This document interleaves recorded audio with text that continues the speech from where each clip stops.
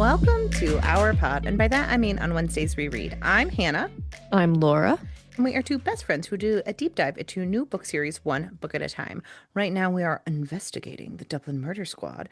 Murder Squad. And we are discussing the characters and themes of The Likeness, Tana French's most unhinged book. Book number 2. The Book number wildest 2. one. She really said the first one, we're going to give you trauma and lots of mystery, and this we're just going to give you thrills and more thrills. She was So like, hold on to your hats. hold my purse. But before we dive into it, Laura, what are you reading, watching, and or enjoying? So I reread Monstress volumes 1 through 9 in I reread preparation number for 1. in preparation for Monstress volume 10. And so I just finished the other day Monstress volume 10 because it just came out, and I did a buddy read with my friend Jones in the Books on Instagram. So Monstress volume 10, Hallowed Gods, is, I will just say, like, I feel like if I didn't reread this every year when they release a new volume, I would be more confused. Yeah. And this time when I was doing the reread, I was very much like, oh yeah, I know this, I know this. But if I did not do the reread, by the time I get to the new volume, I'd be like, what the heck is happening here? I'm lost. Because there's just so much. It's such expansive storytelling and so many different characters, and the world is really expansive and everything, that it's really hard to tie it all together. And then you're mixing fantasy and sci-fi elements and everything. So it's just a lot. It's And also one of those books where, like, when I reread, I'm like, oh, the first time I read this, I couldn't tell this character from this character. Like, I had no idea. And then you correct. learn as you go on. And I also thought too, I think maybe even the first couple times that I read this, by the time I would get to later volumes in the series, I'd be like, well, how did we get here? This was one of the last time also I was putting these connections together, but this time for sure I was like, okay, well, Lou has done a very good job of laying out everything from volume 1 to where we get to in volume 10. Like, the framework has all been there. You just have to be paying close attention. Yes. And I think that's one of the hardest things to do with graphic novels, honestly, is pay close attention. And I think I think that exists with comics and manga also, because I notice when I read Jujutsu Kaisen that I'm like, wait a minute, how are we here? What happened? How does this person's power work? I don't understand. Like, this domain expansion doesn't make sense to me, etc. And I think that's kind of the same with Monstress, that you have to be paying close attention to some of these, and it's very easy to just get caught up in the art and keep breezing through with a graphic novel. Yeah. But Monstress for sure is one in my mind that you kind of need to pay attention to all the details, because if you don't, you get to volume 10 and you're like, what's happening? Who are these people? And I really did like volume 10. I think that in my mind, volume 9, and this is not a knock on the artist at all, but Sana Takeda, it seemed like maybe in volume 9, some of the panels didn't look as clear, and looked like maybe the artwork was a little bit rushed to try and get the volume out and that she maybe had to work more on some of the other pages and panels because there was a lot going on there. This one, it seemed like, was a step up in the artwork for me. I think the story, we're delving in a direction that I'm like, okay, I'm not as interested in this in particular. I can see the framework of how it's been laid out to get into this for quite some time. I'm not as interested in this particular storyline. I get why it's important and why we have to talk about it. But I was also like discussing this with Jones in the Books, where I was like, I feel like this story could go on forever because they've laid out so many different things. And we both were mentioning like, well, I'm actually interested in this and hope we get to this part. And Jones mentioned like, well, I'm actually interested in this and hope we get to this. And I was like, this series might never end. And it really could be one that goes on for a really long time. And I don't know what their plans are for it, really, because it seems to be wildly popular. Yeah. But I mean, it is wildly popular. I think everyone loves it. yeah, So, and for good reason. It's a beautiful and really complex story. I think there's great world building. I think that the characters are very, very interesting. And for a story like this, I feel like they all have really unique backgrounds and motivations too. That mhm. even some of the villainous characters, you're like, I kind of get where they're coming from, you know? And I think that's the way that some of these stories should be, where you understand the motivations.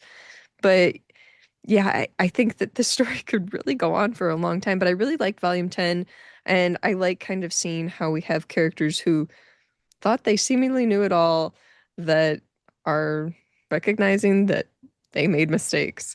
And I like kind of learning more about the defiled and yeah, I I would like to see more of the ancients and kind of understand the mystery there. That's something that I feel like has just briefly been touched upon, and I would Yeah, like to see a lot more of the ancients. And also I like I said, Takeda's art is beautiful and her depictions of the defiled and everything in their prison world and everything is gorgeous in Golga, but uh I would really like to see more of the pictures of the ancients because like the Wolf Queen and like Roar the fox and everything, like so many of them are so gorgeous to see the depictions of the ancients and like Vin and all like they are so beautiful. I was like, I just wish we could have more of them and kind of understand them a little more.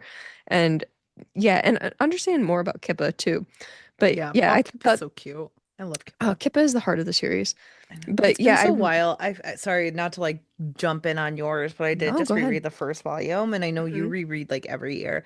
I do feel like for a long time I was just vibing, and it is fun to go back to this series. So I do think it is one where it's like if you're gonna, this is definitely something you could reread and gain a lot more understanding every Yeah, single time you do it. So that's definitely where I'm at, where it's like, yeah, and I know when we had FTF, Friends Talking Fantasy, Dylan and Charles on the podcast, we all joked about like, oh, Charles saying, oh, you guys don't read the lectures of Professor Tam Tam.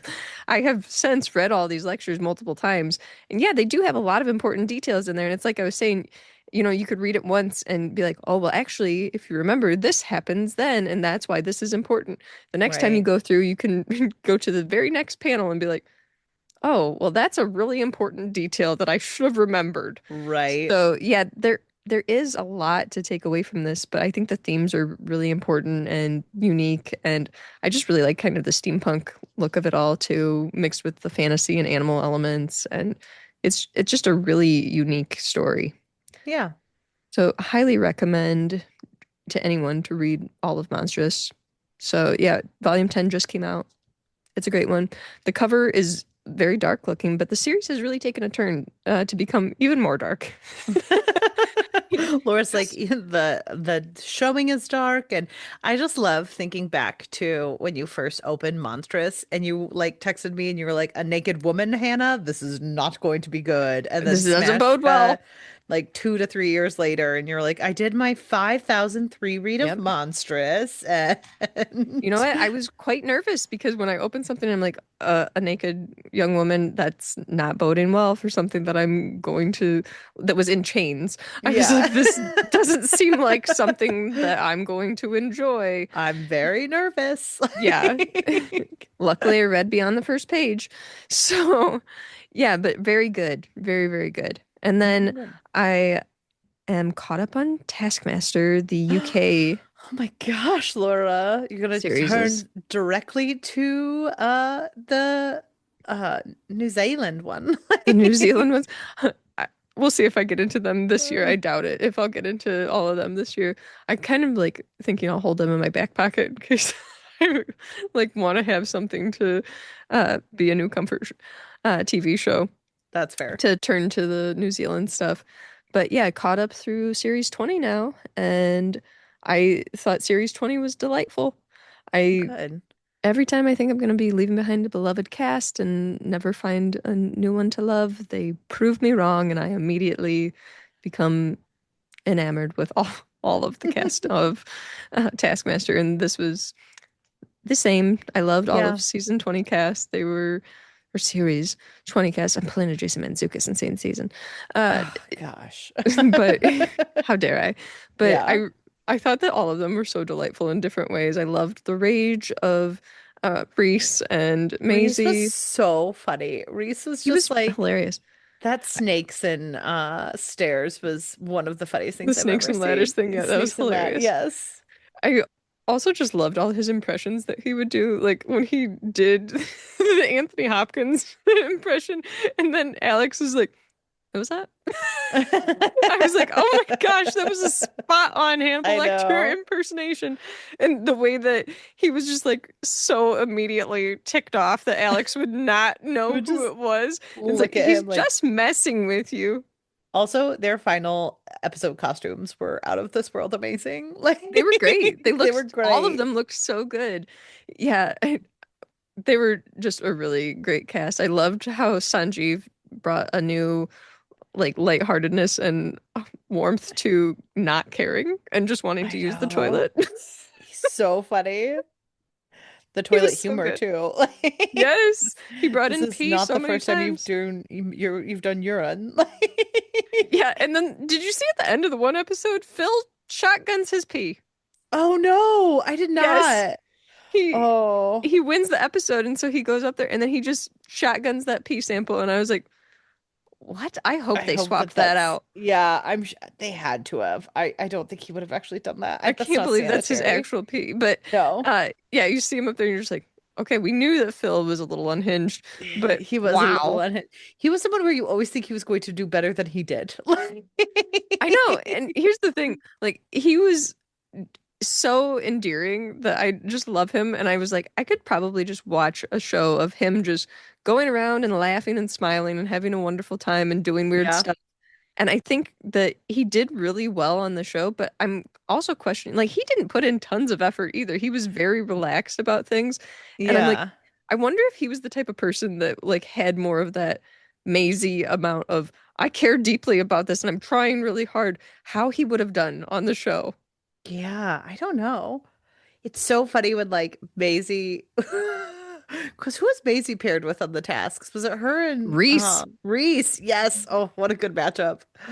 Oh, they and then were, well, I loved, Anya in was it the the one first where task where Maisie's like, say, Reese is getting mad and Maisie's like, oh, he's really mad now. He's really she was always mad. so concerned, and they always And make jokes of like her being a battered woman, where they're they're like, like, she's she's scared. really And angry.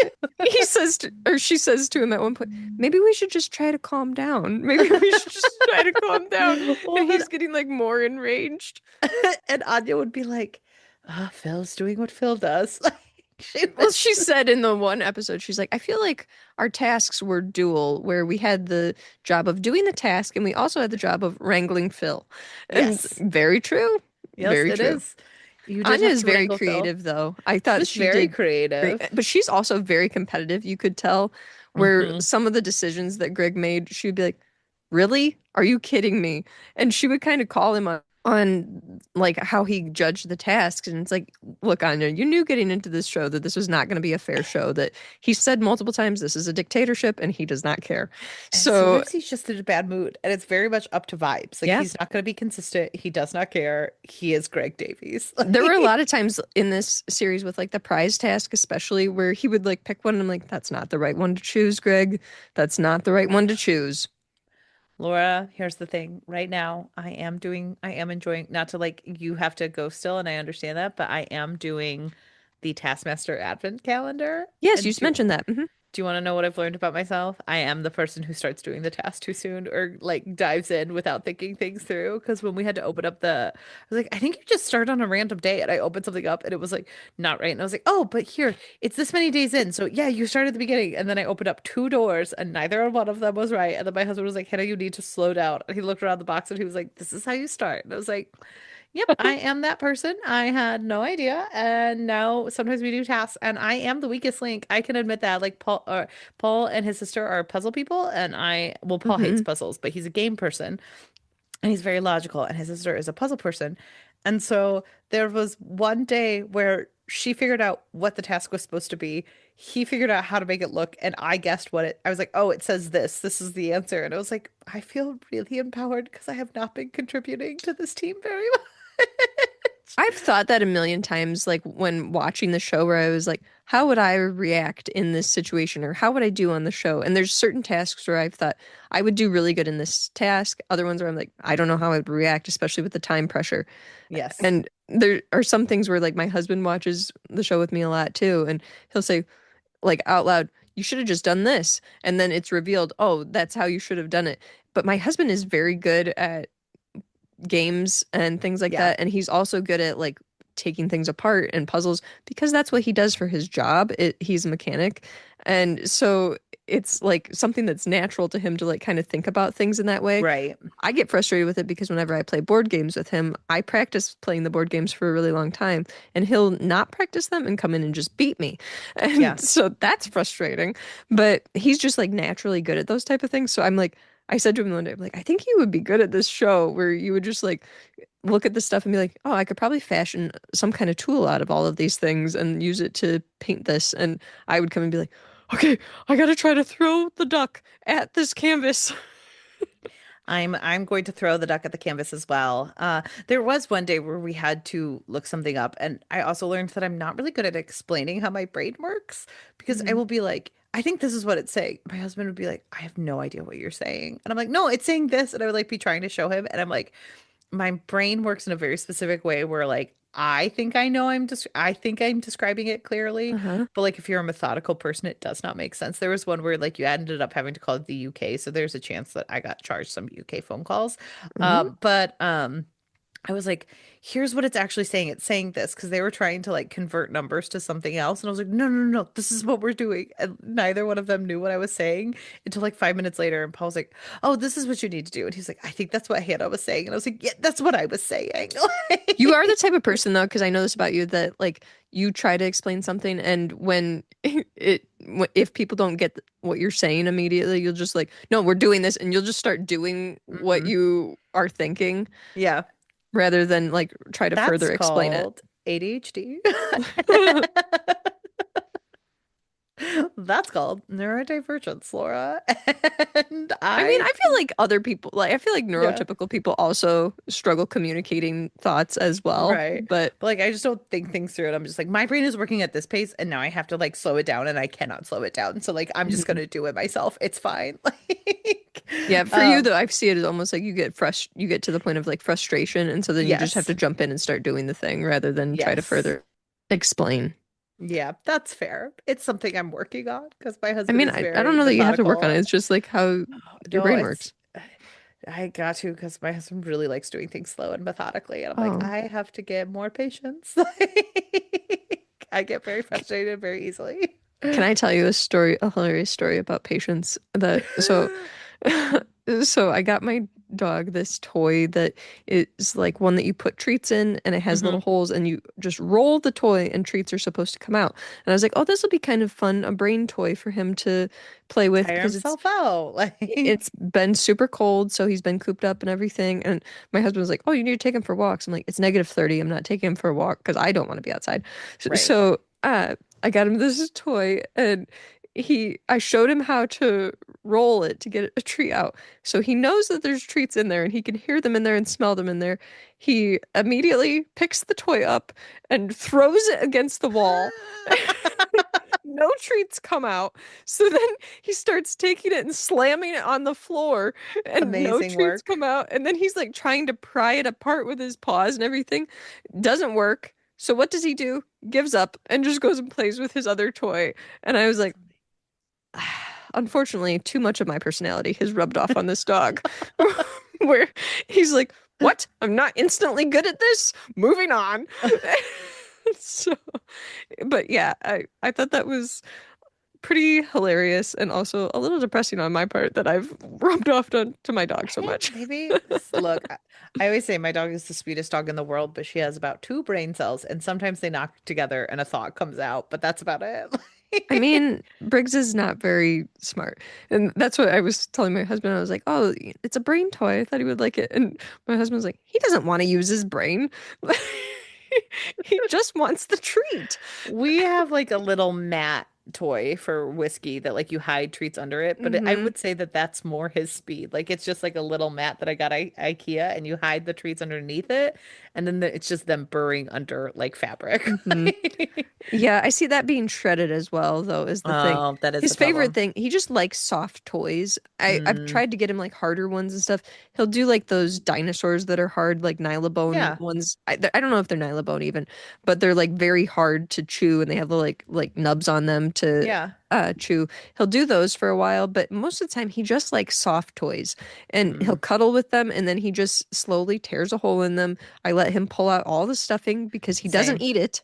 Yeah. Oh, And same with my dog. Yeah. he just makes a mess, and I let him make a mess with the toy until he completely guts it, and then I throw it away and give him a new $2 stuffed soft toy because that's what he Honestly, likes. same. I let Whiskey do that as well. I will say we have one that was like it's just like a minimal turn, like it's like a twist Hmm. one that you can hide treats in, and Whiskey was able to do that. And I do think that Briggs and Whiskey have the same intelligence level. So maybe you got him too advanced of one, and you You, just need the simple I twist would one. think that it would not be that hard. All you have to do is roll it a few times, more than one roll, before you throw it against the wall. He's like, that's just a lot of effort, Mom. Roll it all, roll it 5 feet. Are you kidding me? No. He says, no, thank you. I'm done, actually. Thank you so much. Yeah. Hmm. So, what else have I been enjoying? Oh, the other thing that I was going to mention is my husband and I started watching Death by Lightning on Oh, what's that about? Netflix. So, this is about, and I am the first to admit that I do not know a lot about history. So, I'm so sorry, listeners, that I will probably get a lot of things wrong, even just describing this show. And I do not know how accurate it is beyond just doing some quick Wikipedia searches while listening Okay. or while watching the show. But this is a show that's about President James Garfield and Okay. how he was elected and how he was connected to the man who assassinated him. And Interesting. yeah, it is a very interesting show. And also Matthew McFadden is in it. Um, Nick Mr. Offerman is in it. Darcy. Michael Shannon is in it. Betty Gilpin is in it. So pretty stacked cast, and Yeah. it's very interesting. It's very interesting. So, Oh, and good. because did not know a lot about, I do not know a lot about American history. I'm like watching some of these things. I'm like, oh, okay, surprised by that. And I again can't quote as far as the accuracy of the Mm-hmm. depictions, but I would like to hope that they're not wildly off base just based on my Wikipedia searches. So, Got it. but yeah, we've been enjoying it so far, and we're gonna watch it more probably once we Yeah. stop recording. But Hannah, oh, also I've been crocheting. I showed Hannah my started scarf, and it is taking me hours to do. I'm not great at crocheting, but I do actually like it. I crocheted for a while last night when my husband and I were watching TV, and it is fun. Oh, So, good. been doing that. But Hannah, what have you been reading, watching, and or enjoying?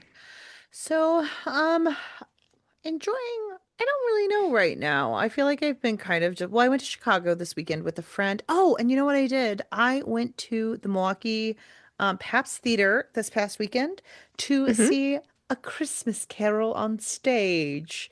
And it Oh. was tons of fun. So this year, the Milwaukee Theater, they always put on A Christmas Carol, but with the flooding we had earlier this year, uh, a ton of their sets got wiped out. Oh. And so they had to redo all the sets and redo the costuming, and they did a wonderful job. It was a really wonderful play, lots of audience participation. We got a Groupon, and like, we got seats like right on the like first level, so that was really exciting Mm-hmm. because we had a really good view of the stage. It was beautiful. They have little kid singers who were Oh. adorable and so fun. And then like there were little kids behind us like scream because like they asked for audience participation of like, Sure. should we make Scrooge see something else? And all the little Yes. kid, like there were kids screaming behind us, like, yes, yes. And I was like, oh my gosh, this is the cutest thing I've ever heard. And so it was just a very good time. I love the theater. I have never seen A Hmm. Christmas Carol on stage, so it was kind of nice to just see that happen. And that was definitely enjoyable this year. And I got to, I've been enjoying Christmas shopping this year for everyone, trying to like take things a little bit slower, pick stuff out that people love. I love buying Hmm. Gifts for people, so that's been very fun.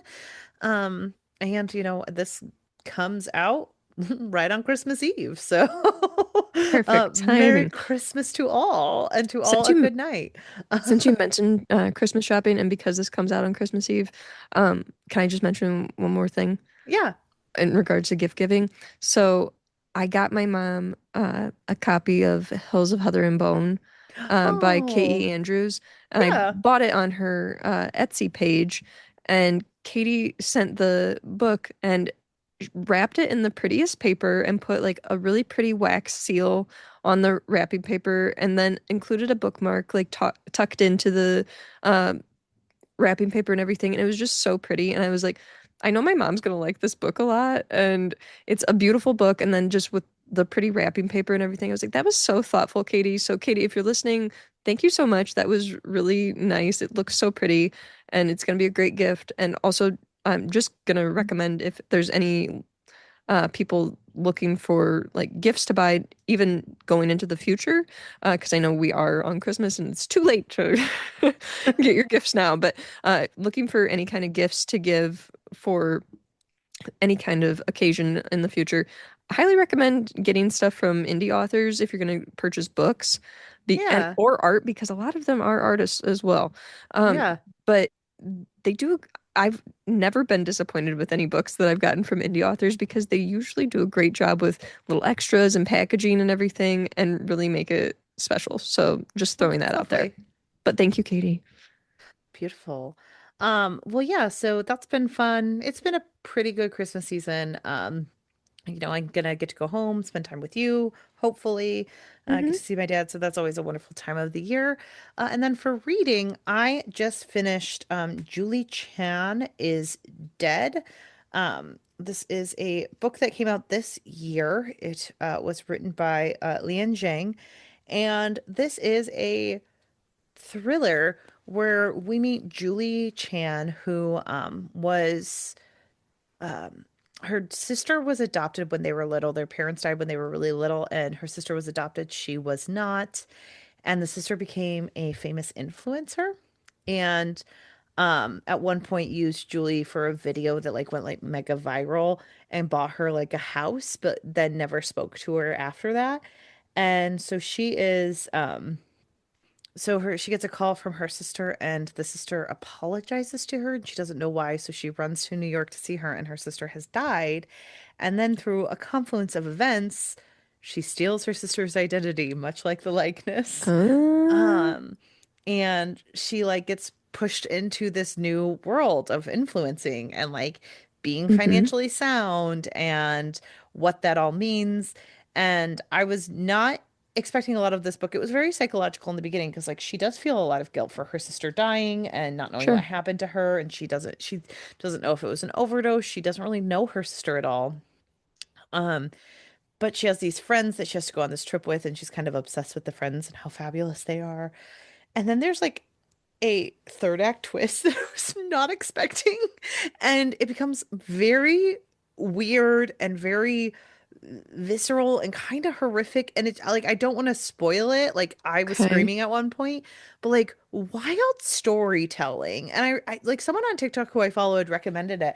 And I don't even know how I feel about it. Like, I don't think it's the best book, but it's not a bad thriller, which is actually stunning recommendation from one of us, where we're both like, thrillers are not our thing. But like, this is I mean, you read a lot of thrillers, Hannah. yeah, but I like hate read thrillers. I'm not like a Oh, okay. huge like I love thrillers. I'm like, yeah, this is fine. Like it passes Mm-hmm. the time. Like I'm always gonna read a Megan Miranda book and think it's stupid, But Hmm. like, and also for people who enjoy those books, I'm not yucking your yum. They're just not my taste. But like, I I think I enjoyed this book. It was wild. It was a wild ride. I think if you're someone who reads thrillers and you always guess the ending, I don't think you would guess this ending Okay. What because was the it is title again? wild. It's called Julie Chen is Dead, or Julie Chen is dead. Okay. Julie Chan is Dead, sorry. Okay. And yeah, it came out this year. It's a wild ride. It's only 310 pages. Hmm. And I feel like The average rating is a 3.67. And you know what? Yes, it is a respectable Okay. thriller that is a 3.67. So, I don't know. Yeah, I thought it was a romp. People were Hmm. comparing it to Yellowface, which I don't know, I love Yellowface. yeah, so Did definitely you read that one? I haven't read it yet. It's literally sitting right here waiting for me Hmm. with It's my good. You should read it. RF Kuang list of books right here. I need to I read have that all in mine shelved together as well Calabasas. too. I recently moved that over to this shelf. Okay, So this is the debate with R.F. Kuang's books now. Do you say Babel or do you say Babel? And is it catabasis or catabasis? I say Calabasas and I think I say Babel. Okay, because I say Babel and Okay. I would say catabasis. Catabasis, really? Okay. We just put emphasis on the different syllables. I don't Well, think that and there's a she was talking about that in a recent interview too. I think it might have been Sandra Story Darlings on Instagram that shared this. That R.F. Kuang was like saying, I don't really like to criticize the way that people pronounce words yeah. because like she said something about like people, I think it might have been people in her own family not using English as their first language, that they Mm, don't know how to pronounce certain words, and that a lot of times when you like say a word a certain way, it's because you're reading it and you're learning it or whatever, or you might be new to the language. It doesn't necessarily, and it's there's this connotation, I think, especially amongst like English speaking readers to be right. like, well, you're dumb if you don't know how to pronounce this. And it's like, no, this is how you learn is through reading. Right. And you can still understand what the word means or understand the context of a word, even if you don't know how it's pronounced. But I really Right. like that she was having this discussion about her own books because she was saying, like, oh, yeah, people say Babel and people say Babel and people say catabasis, people say catabasis. Like, it just kind of depends. Yeah, right. Yeah. And I think I probably switch between Babel and Babel. Like I don't think I'm a Hmm. consistent one, but I don't think I would ever say catabasis. Like that just Hmm. didn't sound right in my mind, but that doesn't mean that it's wrong. I I feel like don't it think sounds sciencey to me to say catabasis. that's fair. I'm not yucking your yum on here. I'm No, like, yeah, I that makes don't sense, but I like, don't yeah, know I how you just say it, so I could be wrong. yeah, I always read it as catabasis. So like, but I do like the sound of catabasis. Like I think that that Hmm. sounds very regal and very different. So, um yeah, that's just very funny. Um, but yeah, so Julie Chan is dead. I think that's an easy final read of the year if you're like looking for Hmm. something just a little bit fun, A a little quick one. bit different. Try it out. So, Okay. yeah, not too much this week. I feel like it's been like an easy week with Christmas season coming around the corner. So, with that, Laura, should we dive into the characters and themes of the Let's do it. likeness? First of all, Um, Hannah, let me just ask you, do you think that her voice sounded exactly the same as Lexi? That Cassie's voice sounded exactly the same as Lexi's? I don't know. They kind of like wave their hands away at that of like she I know. listened to a lot of videos of Cassie, so she used that as her voice. You know I what? I've watched so much Taskmaster this year. You know who does not have a British accent? Me. yeah, but like To my dismay. I do think it was probably helped that like Lexi's Irish accent was fake. So like she didn't really Yes. have to have like the same exact voice. She just had to have like kind of an Irish put on accent, I guess. But I'm I just even thinking like even beyond accents, like you and I have different like pitches to our voice and everything. And even somebody that looks like one of us, like you mentioned that you and your sister look a lot alike.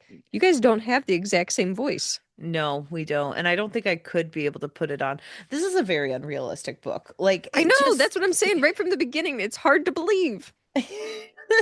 it's hard to believe that two of these women exist who are identical. This is just Parent Trap, but with crime, as we discussed last week, my favorite Christmas movie. Like it's Parent Trap, but with crime because they're all little family Hmm. and everyone believes it. Like it was And 2000 and it's just really hard for me to believe that doppelgangers could be that close that no one I would pick know. up on differences in mannerisms that we could Well, or that we're supposed to assume that she is that good at mimicking someone that she picked up Also, their voice and mannerisms so so well. funny to me that this woman was smart enough to be Australian and then just like bopped around the United States and Right. then came to Britain and then Dublin and was like, no, I fit right in everywhere I Yes. go. Like Right. wild. I mean, I'm sure those It's people because it exist, doesn't but work. it doesn't, but like maybe it does. Maybe we don't know. No, Maybe it's no, no, happened. no. Doesn't work. I do think that this is her wildest book. It's the weirdest one. Yes. Um, I I don't think it makes sense, but like it's No. a fun like it's one of those where once you suspend your disbelief and you're like, okay, we're I didn't say here. I didn't enjoy it. I'm just Yeah. finding it hard to believe. It's so weird too because like obviously I did read these books when I was much younger. I Hmm. kind of remember A thinking this book was wild. But Hmm. we talked about it in the last book that I didn't really like Cassie, and I was remembering this book's version of Cassie. Hmm. And it is weird rereading this now and being like, well, A, it's not realistic. And B, I don't know how I feel. Like, it's so, like, I'm not because, gonna lie, it does ruin your opinion of Cassie because in the first Mhm. book, I liked her a lot. Yes, And in this one, I guess the moral of these stories is just that a lot of these police officers are just incompetent and have a lot of trauma that they need to deal with because they're getting too emotionally involved in their cases and they're coming off as idiots. And that's what yes, happens here, and it makes Cassie very unlikable. yes. And I think that they tried to really salvage that by telling us that like Cassie is traumatized. She's so Hmm. traumatized. She's gonna do some really, really stupid stuff. Like, but that's not that's that's really weird. Like it's just Yeah. weird how far she takes it because of the trauma of the Yes. last one. Because we talked about this where like in the first book I was like, I don't know, I kind of read it as like she loved Rob.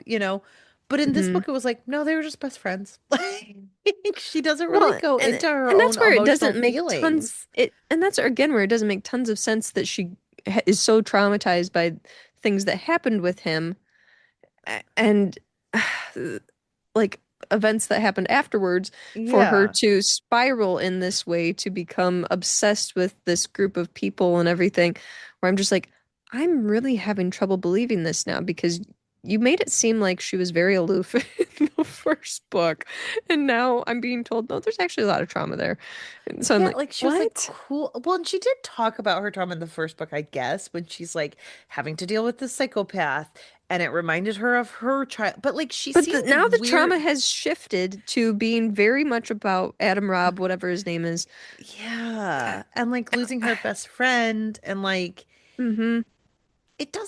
she doesn't make sense as a character in this book. I feel like No, Tana French did not understand Cassie as a character because there was something it should interesting have been there. two characters, is what it should have been. Yes, Cassie in because the first book is not the Cassie that we get in this book, unfortunately, because Cassie in the first book, in the way that I interpreted her, was a lot more put together. She did still have things that she was working through and trauma to deal with, but she was far more likable and competent, cared about her job, cared about people, and was very good at just like sticking to cases, solving cases. She got down to just like the meat and potatoes of it all and didn't really mince well, words about things. and maybe in defense of Tana French. That's kind of the point. Because in this book, I do think that there's a huge discussion of perceptions. So Hmm. Rob's perception of Of Cassie Cassie as having it the, all put together. yes, and as the Virgin Mary that she was until they had Hmm. sex. And then it was this person who had it put together where like it when we see it from her perspective she's like I don't know, I live in this bed sit. I Rob and I were supposed to be like we were twins, we were so close, we like I made Hmm. up these like imaginary siblings growing up so that I had connections with people. And like we learn a lot about her, like but she became very isolated after that case, so like Yeah. obviously it did mess with her. And she does Hmm. talk about it. So maybe we're only seeing Rob's perspective and we're just so deep in it. It's hard for us to have the perspective of like Cassie was also Maybe. really equally messed up. Because if you think about it, they did do messed up stuff. Like she did sleep with her Hmm. coworker. because like she didn't think about it, and Mm-hmm. afterwards she was like, it doesn't have to be a big thing. But she was kind of doing that because he was freaking out. And like maybe she just kind of took Yeah. care of him and she was a person who took care of people. Mm-hmm. So that like it is based on the perception. And I do wonder if we get that more throughout the series. And I didn't Mm-hmm. notice it on my first read through of like, because I know small spoilers for you, but guess whose next book? I'm gonna guess Sam. It's Frank Mackey. Oh gosh. So Frank Mackey is his book next book. So like I do think you're Mm, supposed to be seeing these characters from someone's perspective and then you hmm. shift into their world and you see how messed up their life is because from I her thought you were gonna say it was gonna be Sam that we mm-mm, were seeing. mm-mm. Just he's boring, but I think I love him. And No, like it's Frank, and we're going to see Frank's life, and it's not going to be what Cassie saw of it. Like Cassie sees a very specific person in Frank of like somewhat problematic. somewhat Okay, and now he's problematic. gonna be very competent and cool and have it all together. No, it's not that, but like she sees him as only living for the job, and you hear Mm-mm. hints of like he has a daughter, he just ended a relationship. But that's not all his life is. And like she Mm-mm. sees one small speck of him and she misses the entire thing. So I think in the first book, Rob reads into Cassie what he needs Cassie to be. And then in this book, we see there's a whole, like, it's the iceberg. You're seeing the Hmm. 90% of Cassie because Well, we're I mean, suddenly I think shifting to that's her perspective. a good way to approach characters too, if you're a writer, to allow readers to understand that like what you think you know about a person is not all there is to them. Like Right. just like people assume about you and I, Hannah, that we're just really successful podcasters. There's so much more. There's so much more to me than my podcast. Um, but yeah, so I do think that like you're right. I think, but I can't decide, and maybe it is intentional as we go on. We can kind of keep discussing it if we think it's like Hmm. more and more intentional that like Cassie in the first book was Rob's perspective of Cassie. It doesn't mean that she wasn't a Hmm. person with her own trauma. And maybe that's why she struggled so much in the first book with him of like, I don't know what to say, I don't know what to do, because she's sitting there being like, I just don't want to mess up my friendship because Sure. she doesn't want to mess up the friendship with these cra- sometimes when she was like, I wish I could just go in and never leave. And I'm like, that was never an option. No, no, no, Like, what no. do you mean? You can't do that's that's like when She would have my some really unhinged thoughts though about that group of people that I yeah. found very disturbing. Yes. And she was very much putting them on a pedestal because she Hmm. saw the deep friendship and she's just lost her deep friendship and lost it in a very traumatic way. So I think to her it I was mean, like, it's well, an look, interesting take on loneliness, on what people will do and yeah. how they feel when they're lonely. Because, I mean, I I think everyone who's been lonely at one period or another can look at other people and be jealous or long for having connections with people or having a community Yep. in I whatever do shape or agree. form. But like, yeah, I do think she was craving community. It's weird to have a it's weird to have Sam in there as her like boyfriend who she like barely talks to and And kind of then hates. Like, marries? and then marries. And I What? do, yeah, and like I don't think she should have gone back to murder. Like, I don't think that No, that's the right yeah. option for her. Um, but yeah, it is an interesting take because I also talked about Cassie in the like our first episode on her of the likeness where it's like she is Hmm. kind of messy, but she's like a feminine version of messy that I do think Tana French like it's a very intricate take on femininity, where How so? like so with Rob, he was very like cutthroat and he was a little bit in denial of everything. Like he was like, I'm Hmm. fine, I'm fine, I'm fine. Cassie like seemed to really come from an emotional standpoint of view where she was like Okay. constantly thinking about her own emotion in relations to others and she was like constantly moving through the world as someone who knew how other people viewed her. And I Hmm. do think that that's a very feminine view because I think women are often taught to notice how others are reacting with them Hmm. and about them. And I do think that Tana French did that really well with her because it was like less of a rough and tumble. And she did create a brand new character with Cassie Hmm. versus in the woods. And I think that that lent itself to some of the issues Cassie ran into with this, where it was like, I'm holding Hmm. these friends on a pedestal I don't see the sexual undertones because I think everyone's perfect and everyone's friends and isn't that lovely? And it's like, Hmm. Cassie, like you're not seeing the forest for the trees because you like the idea of what they're talking about, which I also think is kind of like women are more tend like women often tend to do that. And it's not like girl versus boy, but it's like a different view and a different way you work in the world. Uh, when you say women tend to do that, do you think it's, or are you meaning like glamorizing relationships like that? Is that what you're Or saying? like thinking about it more in like the element of like glamorizing relationships and making it like it's the Harry met Sally where we're like not everything has to be sexual. And I don't think that that Hmm. is the way the world works, but I think sometimes like men are more likely to jump into that. And I do Hmm. think that like Rob was more willing to jump into that than Hmm. she was. And I think it was a very effective look at like a female detective and a male detective going through a very complicated, very traumatic experiences. Okay, I got you. I got you. But yeah. How do you feel about the quartet, or not quartet, the quintet of them all? So what did you think about, I'm gonna like mirror that back to you, I guess. We're It's very cult-like, very yeah. abusive relationship, like coded behavior. You know what I mean? It's very bad vibes, the way that Daniel has to exert control over them, the way that they have to excuse me, the way that they have to like recenter themselves doing chores and things around the home, the way that they're not supposed to bring personal details up, those type of things. Very icky.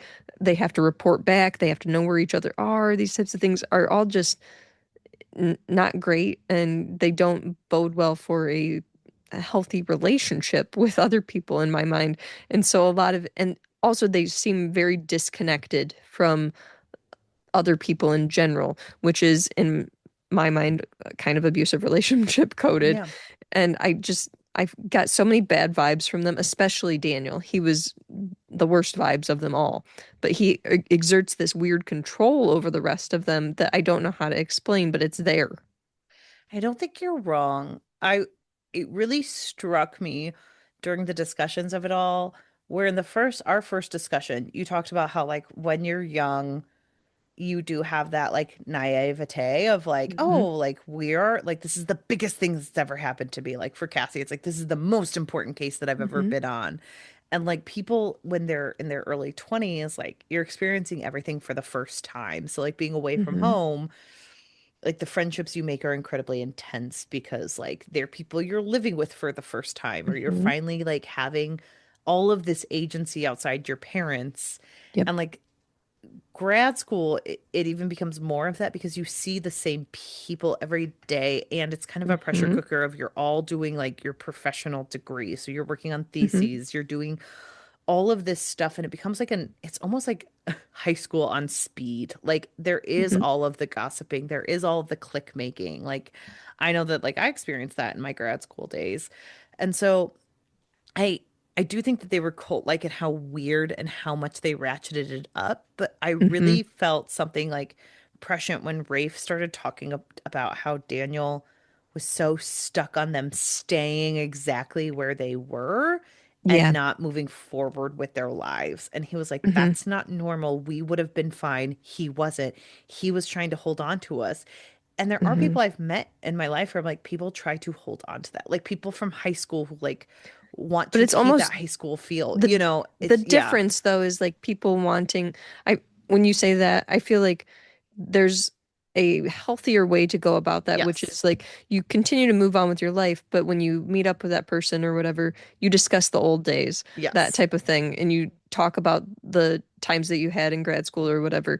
You don't insist that these people not move on, that Yes. they not enter into relationships, et cetera, that they not talk about their past, that they remain stagnant. Hmm. That's the difference where to me it feels very abusive relationship coded, where it's like, and I get it that this is likely not an abusive relationship. I mean, they did I mean, hurt yeah, someone I and think kill it them, might be like they but couldn't let go so much that they stabbed someone and then they hit hmm, it and then they were like, "Well, you have to forgive us. We just love each other so much." Like yeah, it's that is just, abusive. Like yeah, I guess it is yeah. abusive relationship because there is emotional abuse that's occurring too. Yeah. But yeah, it's just I get what you're saying where you're like, oh well, I know people that just but not to this level where it's like you No, you can't change anything about but it kind of goes the back to like relationship. we're seeing this through Cassie's rose-colored glasses, where I'm like, if you actually look at it, I think it's like Frank is awful in this book and he's Hmm. terrible to Cassie and he did not listen and he was being a bad supervisor.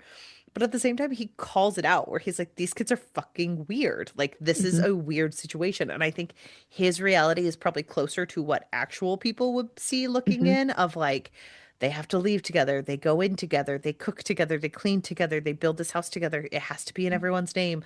Like, Which Daniel is was strange that abusive. she, like, if we're Yeah. seeing this from her rose-colored glasses of everything's wonderful, it's still really odd. So, Yeah.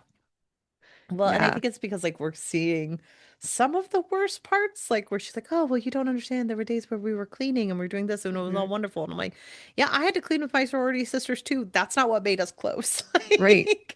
Like you just don't. That's not what actual intimacy is, and maybe that's the Mm-mm. problem is they were coming at it from like the close friendship of youth and not the intimacy Hmm. of like actual connections. Because like Abby Hmm. admits, like I don't think I knew I was in love with Daniel. I think we were all just so involved with each other that like we were willing to give each other whatever and it blew up in our faces. We're like Justin, Hmm. it blew up in his face. He was in love with someone who did not love him back. Like Yep.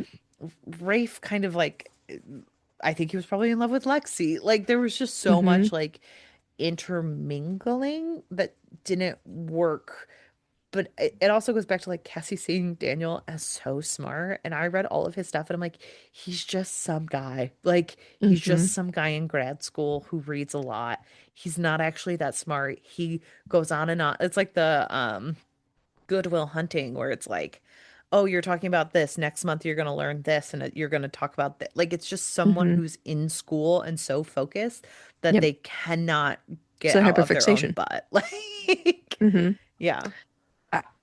I may be grasping at something here, but do you think that when you get like groups that are about like small, I feel like small friend groups often experience like this type of situation, especially young of like college Yeah. or grad Yeah. school age, experience this type of situation. I shouldn't say this type of situation because this is just off the rails. You don't think that But they murder each other no, no, on no, no, accident no. and then the one But person takes the blame because he's going to do death by cop? Like, yeah, no. yikes. Uh, I I think that you do see these types of situations where small groups of friends, like four, five, six, where they're extremely close. They kind of get too intermingled, dependent on each other, etc. Maybe some of them are forming relationships within the group, even like romantic relationships. But it seems like almost always these types of groups implode. Like it just seems like you and I know of groups like this from college that were about this size and they started off like incredibly close and they Yes. developed weird attachments to each other. They imploded. Like it, and I'm not saying that it happens for all friend groups. There's but there's a lot of times that it seems like people develop these weird attachments at this pivotal point in time, and then you see the implosion of the friend group as what happens here. Yeah, I do. Well, I think it's also like one of those. This is something I think is important to talk about with this one of like, yes, a lot of times they implode if they cannot move forward or progress with their own growth. Like, you and I were incredibly close in college in a different Hmm. way than we are close now. Like you and I Hmm. were like everyone knew we were best friends. We did everything together. There was never a moment we were Hmm. not together. And then we became adults and our relationship matured in different ways and we became a different Hmm. type of best friend. And I do think people who get like stuck in their old ways of like this is the type of friendship we have. We're so close, we can't not be close. It's like, well, those are going to fail because you're going to grow and you're going to change throughout your lifetime. And if you cannot grow Hmm. and change together, then you grow apart. And that also leads back to like, I don't think Daniel knew how to handle that. And so that's why he was like, I'm going to keep us so emotionally invested that we're financially invested together. And then we never have to change and we will stay this Hmm. way forever. And it does implode because, like, that's just not how a human works, especially when they're 22 Yeah. years old. Like, you're not going to stay the same way you were in a different font. And like, Hmm. but that does lead me to a really important part of this book of like, Can I just mention do, something real quick while you're yeah, on go this? ahead. Before you get too far off this, Yeah.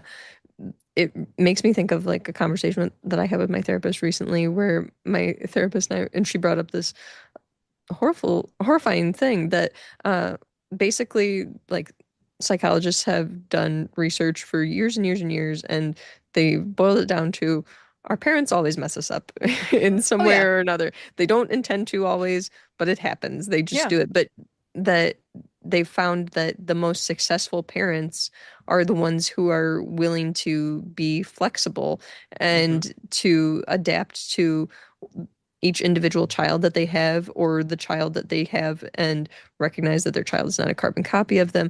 But Yep. I feel like that's also true of successful friendships, that you Yes. have to be willing to adapt to your friends and the changes that they go through in life and recognize Hmm. that you're constantly growing as people. You can't trap people in a moment in No. time. It's not like catching lightning in a bottle and then being like, "Oh, we're done. This is how Right. I want to remember you forever." Like that just Yeah. doesn't happen. It doesn't.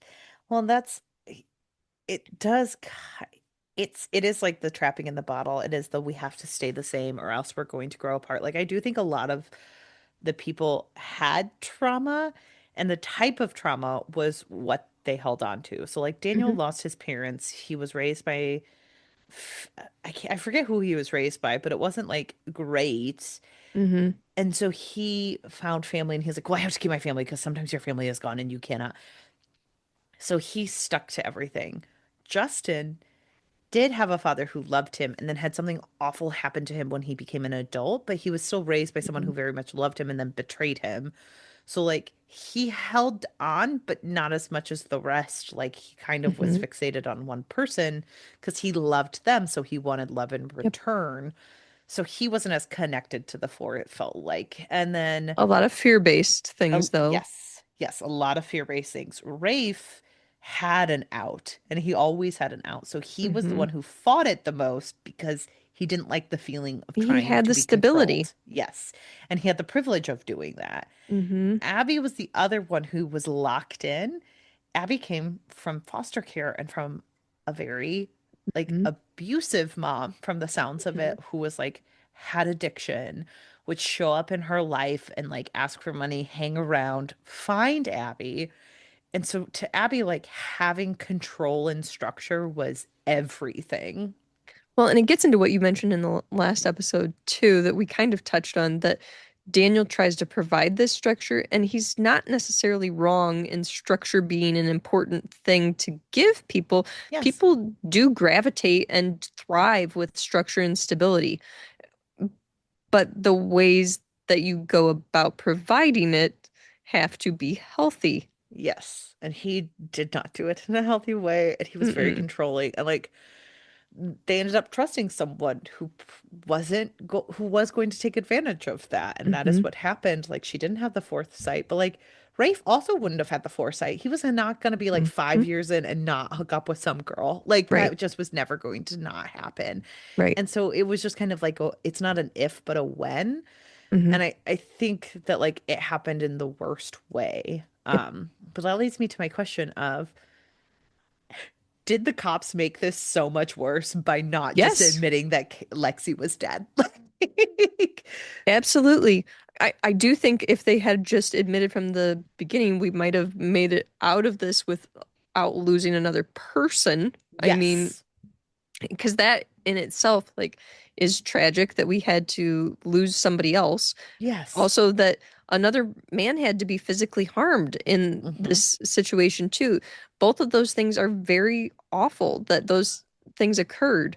Like, you say what you will, but Cassie participating in the beating of that man, oh that gosh, is horrendous. And yeah. if she wouldn't have been there, who knows if that scenario would have played out? I mean, we're getting into the shoulda, coulda, wouldas of it all. And But like the house wouldn't have been burned down. Like all of this no, was a direct result of like ratcheting up the tension, which is yes. what they said they wanted to do. They wanted to ratchet up the tension until Hmm. like someone had to admit what happened. And like the they could have just had Cassie doing the interviews. That ratchets Yep. up the tension. Like there were so many off ramps to this that like because I was thinking about it and I was like, well, if they had just admitted she was dead, I bet Justin would have eventually cracked because he felt Hmm. guilty about it. Like they Hmm. wouldn't have been able to live in that house. They were like, oh, it was all over the moment she died. And I was like, yes, it was, but like it was over in a different way. It didn't necessarily Yeah. have to be as bad as it was. Right. It comes off a lot as like the cops having a bit of a power trip and Yes. wanting to play games. Mm-hmm. And I don't like that at all. And in my mind, it's like, do better detective work. Yeah. That's what you should be doing rather than creating this quote unquote fun scenario where you Mm-hmm. can harm people, which you end up doing in this case. Yep. And they do harm like this. It's really harmful. Someone It's really dies. bad. Someone Someone is dies. someone dies, someone is beaten, a house burns down, property is damaged. Like a lot of bad things happen. And also, like you cannot say that Cassie makes it out of this unscathed. She No. has immense trauma, and then Sam has She's to marry engaged to a her. man I don't think she loves. Like it's wild. Sam's stuck with her now. And Yeah. It's so weird.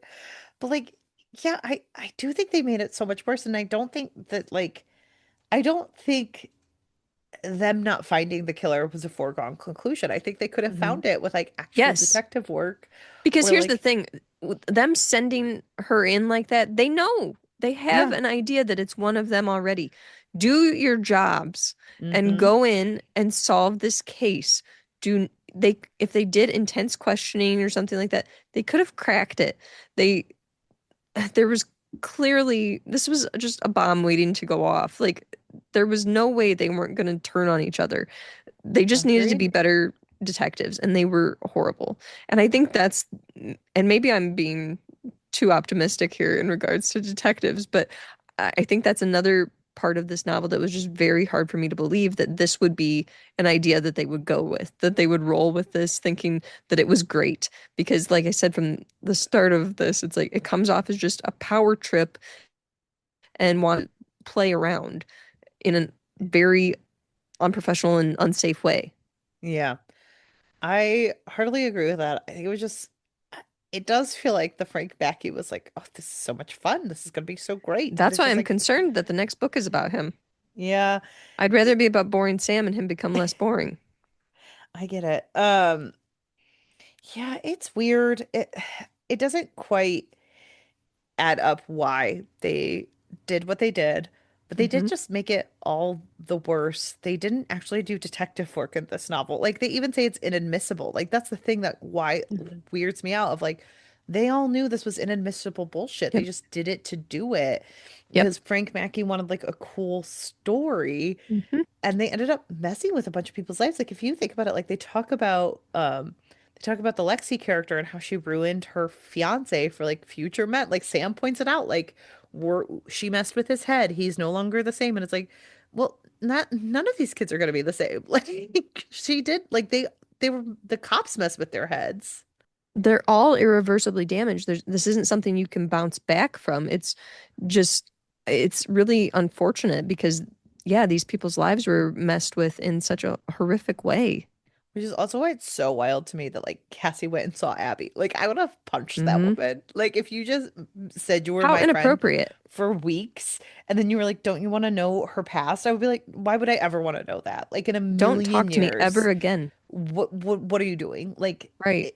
this is definitely I do think it's a book about perceptions because you like again I keep going back to that because it's the Hmm. Rafe versus the Daniel of Daniel being like I did this Hmm. because everyone needs housing and once we have stability we can have the connections we need and then we are satisfied and Rafe's Hmm. like yes it was nice of him but it was also controlling and it was also this and it was also this and like Hmm. you have all these different viewpoints and no one is technically 100% wrong. Like Daniel is Hmm. fundamentally going towards cult leader, but like the ideas and the motivations at the time were pure, but the underlying issues were there and they were probably mixed in with the motivation. So they're I'm going to make mixed an outrageous motivations. statement and say that probably a lot of people who start cults or Yeah, are in cults it's true. think that they're doing good things. Yes, that is very true. And that's like also Cassie. Cassie started off doing like, I'm just doing this good thing for Lexi. And Hmm. then when push came to shove, the real motivation came out of Yep. this was my job and I thought it was interesting and that now I have to take you guys down to prove it to myself that I can Hmm. still do this. Like it was an inherently selfish motivation at the end of the Yep. day. And she just had the foresight to like actually admit it out loud. Where like I think Daniel, like, yes, there were pure motivations wrapped up in it, but like if push came to shove, you'd find out he was scared that his friends wouldn't need him anymore. So he gave Hmm. them something huge because now they are beholden to the thing he gave them. Yep. But like, yeah, that's just it all comes down to motivations and what stories we tell each other. Because I Yeah. think that that's a huge part of this novel. How did you feel about like the death of the actual quote unquote Lexi? Again, it's one of those like this sounds so bad, but like it's always the cover up that's worse than the actual crime.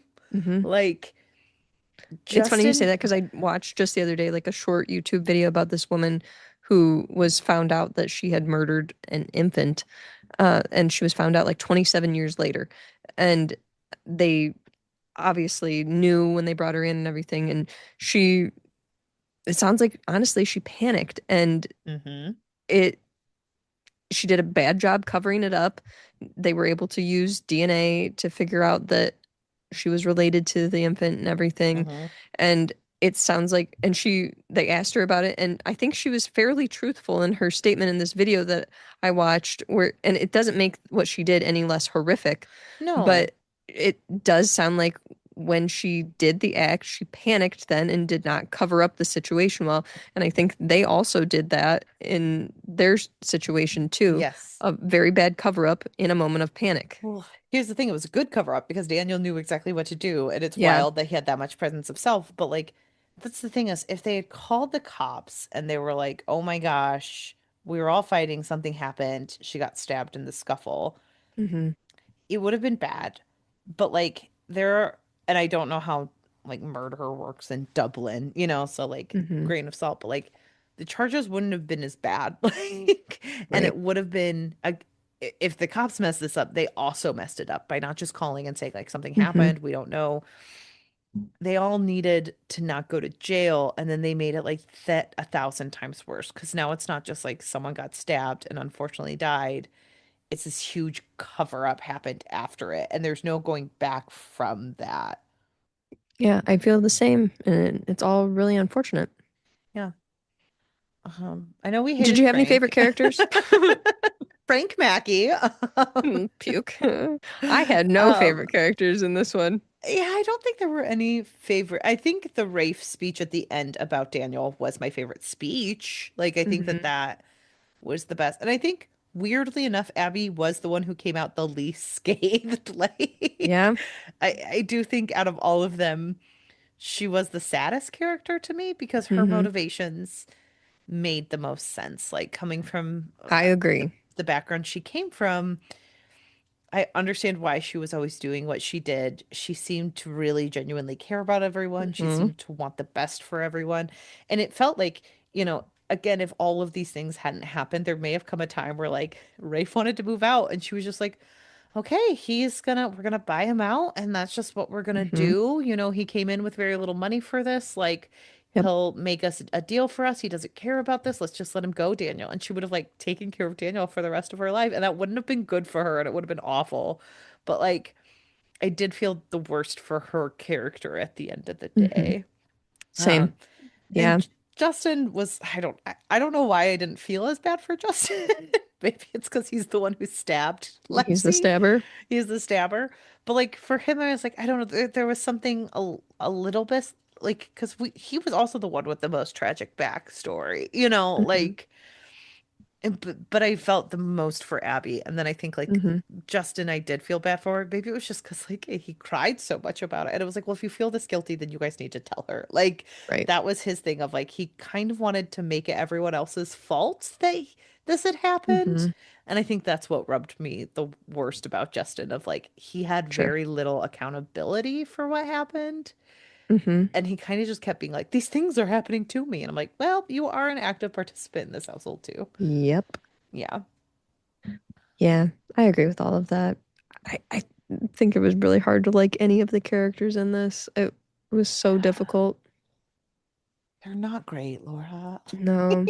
It was still that's not to say this wasn't an enjoyable book, and I do like No. books like this where it does lend to great discussion and talking about a lot of things and like questioning if this would have happened, what would we have been saying or what would have happened with the characters. I do like that type of thing. So kudos to Tana French for that. And I think it just lends itself to a lot of like interesting thoughts on people and the way that we handle situations and our relationships with others in general. Yeah, I heartily agree with that. Any final thoughts before we close the book on Cassie's character? You know what? I am ready to close the book on her.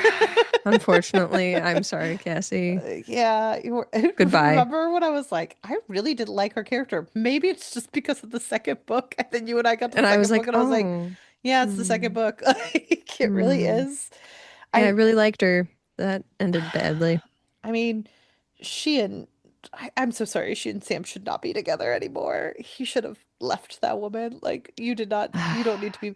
Also, I'm so sorry. Him propose like if you think about it, they spent like a month or two in Project Vestal, and then Yeah. he sees her have all this trauma, and then he's like, I'm gonna ask that girl out. And then within 2 weeks of dating is like, I bought a diamond ring. Also, he should not, she should not be with him then. Like Yeah, that's not he is okay. not gauging the situation well. I No. I feel bad for him. I feel so bad for him because I'm just like, what what happened? Like And I feel bad for her because I'm like, this is just not going to be a good relationship. I it's just, not. uh, Yeah. It's I'm real worried. bad. I'm worried for them. Well, they'll have. It's one of those where I think like they would do like she's planning the wedding, and then a month before she's like, Hmm. I can't do this Oh yeah, actually. runaway bride situation. I'm not gonna go back to Rob because that man is not good for me. But Hmm. like, I don't want to be with you. Like, I might go to Frank because I have an issue with male authority yeah. figures.